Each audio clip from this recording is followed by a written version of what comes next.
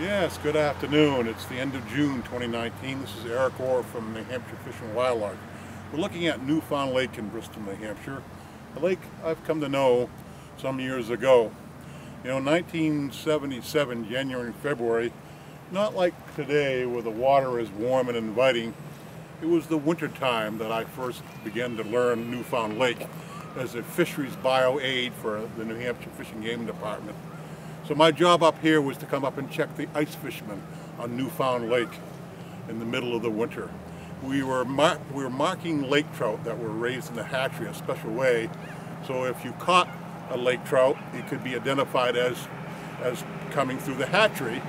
And my job was to check the lake trout that fishermen were catching to see if they had the special mark, or if in fact the lake trout that fishermen were catching were naturally born here in the lake themselves, so there would be no need to continue raising lake trout in the hatcheries. So I would come up 2 or 3 days each week in the winter time here to Found Lake. And days that it was cold and near zero with the wind blowing, and I would take my binoculars out and drive around the lake to the biggest parts of the lake and look to see who was out there fishing. And lo and behold, way in the middle of the lake, even on the coldest, snowiest, windiest parts of the day, would be a black dot way out in the middle of the lake.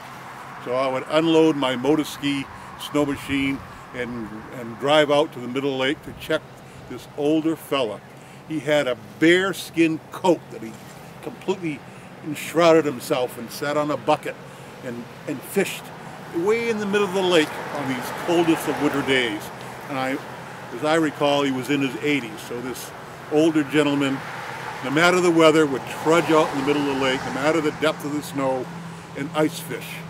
So it warms my heart on a day like today, but still thinking back on the days here on Found Lake in Bristol, New Hampshire, where I checked the fella with a bearskin coat.